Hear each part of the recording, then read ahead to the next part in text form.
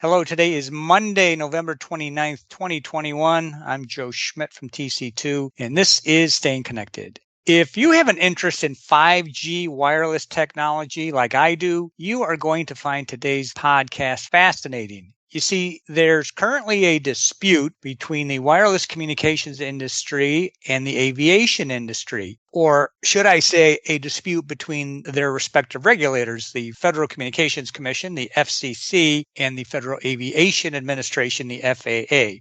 These are two heavyweights for sure, and they appear to be having trouble, at least for the time being, on how to work cooperatively so that new 5G wireless services are rolled out and the aviation industry continues to operate safely and on time. This is a legal and a technical conundrum, so I am very fortunate to have with me today Steve Rosen, a partner at LB3, and TC2's technical director, David Lee. Hey guys, thanks for joining me. So David, let me start with you. We've covered 5G on a few podcasts over the last year, but I'd like for us to get a better understanding of the technologies that underlie this tense regulatory and economic situation. Now, I know that it's been, probably a few years, but since you studied electromagnetic fields, but can you tell us more about the 5G mobile wireless and radio altimeter technologies that are at the heart of this impasse? Good to be with you, Joe and Steve, and yes, I would be happy to. First, 5G mobile wireless is shorthand for the most current or fifth generation set of cellular standards and services. These services are expected to provide much higher data rates to end user devices and perhaps more importantly, a means of providing connectivity services to Internet of Things devices, which now include virtually every new appliance, toaster, oven, self-driving motor vehicles with high-speed Internet access. And although 5G services operate in many different frequency bands, as a general rule, they will operate at higher frequencies compared with third and fourth generation mobile wireless data services. Use of these higher frequencies allows for greater data capacity, but requires the construction of more transmitters and base stations because higher frequencies, such as millimeter waves, do not propagate as well as lower frequency waves. The 5G spectrum at issue in this case is located in the C-band, or 3.7 to 3.98 gigahertz, which has 220 megahertz separation from the 4.2 gigahertz at the low end of the radio altimeter band, and we'll talk about what a radio altimeter band is. This C-band spectrum, by the way, is extremely valuable to 5G providers such as Verizon, AT&T, and T-Mobile because it strikes the sweet spot between high data capacity and good propagation characteristics. Okay, right. I understand the 5G bit, but I don't see why radio altimeters have anything to do with 5G. Joe, that's a good question. Radio altimeters, or RAs as we're going to refer to them today, provide pilots and the aircraft's height above the ground, day and night, and in all weather conditions. They serve as an aircraft's eyes for ground collision avoidance. They also provide critical data inputs to the airplane's autopilot, automated landing systems, and the ground proximity warning system, or GPWS as it's called, which is intended to prevent FAA-controlled aircraft crashing into the ground, which is as bad as it sounds. Largely due to the mandatory use of RAs and GPWS, there have been no controlled aircraft flying into the ground among commercial jet aircraft in the U.S. for 47 years now. RAs are also essential safety instrumentation to helicopters, including medevac helicopters that often operate at night, in bad weather, and in difficult terrain. But as either fate or Murphy's Law would have it, these radio altimeters have also operated in the C-band, or more specifically at 4.2 to 4.4 gigahertz, which in electromagnetic terms is close to the newest 5G allocation at 3.7 to 3.98 gigahertz. And RAs operate by bouncing a radio wave off the ground, and based on how long it takes the bounce signal to return to the RA, calculates the altitude. It's important to note that by the time the signal returns to the RA, it is very weak, so the RA receivers in the aircraft may be susceptible to interference from nearby frequencies. Note that this is not just a U.S. issue. The RA frequency band we just spoke of is allocated for that specific spectrum globally, and the RAs and airframes in question are deployed worldwide. Okay. So now we understand the physics. So, Steve, as the lawyer, perhaps you can explain the apparent conflict between the aviation industry and the communications industry and their regulators. Absolutely. And it's good to be back with you, Joe and Dave, and I hope you enjoyed your turkeys. So let's start with the regulators. The FCC is an independent agency, meaning that although the commissioners are appointed by the president and confirmed by the Senate, the FCC is not part of the executive branch of government. The FAA is part of the Department of Transportation, an executive branch agency headed by the Secretary of Transportation. So the FCC and the FAA are both quite expert in the industries they regulate, but the cross-agency nature of the radio altimeter 5G interference issue has made resolution of the issue difficult, if not impossible, if the agencies do not work in harmony. And unfortunately, they have not totally cooperated to date.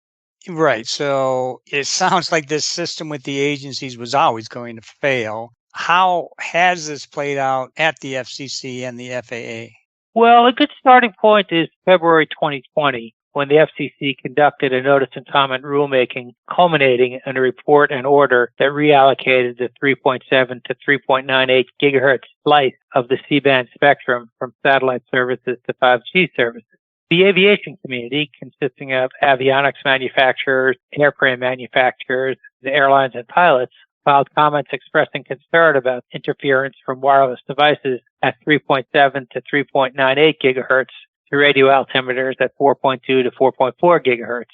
As evidence for its position, the aviation community cited, among other things, a Radio Technical Commission for Aeronautics, or RTCA, report that, based on a number of usage category simulations, calculated that interference between 5G facilities and radio altimeters can occur and urged further experimental study. The wireless industry disputed the RTCA findings but did not enter any of its own studies into the record. Based on the record evidence of interference, in May 2020, the aviation industry filed an FCC petition for reconsideration, asking the FCC to reconsider its earlier opinion and convene a multi-stakeholder group of the aviation industry, the communications industry, the FCC, and the FAA to agree to mitigation requirements to prevent interference. But the FCC did not act on this petition for reconsideration, and in February 2021 raised $81 billion for the U.S. Treasury by auctioning the C-band licenses to AT&T, Verizon Wireless, and T-Mobile, and they set December 5th as the date the carriers may turn up their new C-band specific 5G services. Likely, there's more pressure on AT&T and Verizon to roll out a suite of 5G services, as T-Mobile has already deployed 5G services at 2.5 gigahertz throughout the United States. Steve, December 5th is next week. Will the carriers actually turn up the C-band 5G service on December 5th as scheduled? No. In early November, this interagency and inter-industry conflict finally arrived at the doorstep of the National Economic Council, or NEC, an executive branch agency given the thankless task of refereeing this type of dispute.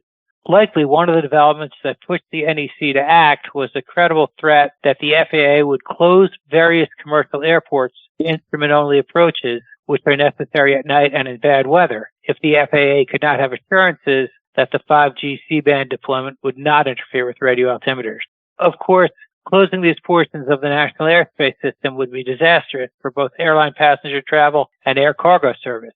Perhaps under pressure from the NEC, in mid-November, AT&T and Verizon Wireless agreed to defer their 5G turn-up until January 5th of next year. Since then, there has been a flurry of activity at the FCC by both the wireless industry and the aviation industry. The wireless industry has urged the FCC not to deviate from its original findings and not defer the service initiation beyond January 5th, based in large part upon the wireless industry's contention that 5G has been deployed internationally without radio altimeter interference. The aviation industry has countered that the overseas deployment of 5G services is based on different power levels and frequencies, and some foreign nations, such as Canada and France, actually have required cellular carriers to implement mediation measures near airport approaches. The aviation industry has also filed additional interference studies with the FCC. Finally, on November 24th, AT&T and Verizon Wireless made an FCC filing in which, while stating that they did not believe that C-band 5G would interfere with radio altimeters, After consultations with the FCC staff, they nevertheless voluntarily agreed to implement nationwide power limitations and even more restrictive power limitations near airport runways, final approach patterns, and heliports until July 6th, unless credible evidence emerges that real-world interference would occur if the measures were relaxed. Initially, the FCC and the FAA have both reacted positively to these mitigation measures, but have yet to make their final regulatory determinations that these measures will be sufficient to prevent interference and ensure air safety and/or press for continued negotiation between all stakeholders. You know, Steve, this is an interesting dilemma that will be watched by us and by enterprises. Let me note that several of our clients have plans to use 5G as secondary and tertiary connections at sites, and some even plan to use them as a primary connection. So, Steve, what should enterprises do? Stay tuned? Yes. Enjoy your uninterrupted Christmas and New Year travel while keeping your phones in airplane mode while aloft. And stay tuned as we count down until July 6th and see how the FCC and FAA and aviation industry and communications industry all hopefully work together to finally solve this problem.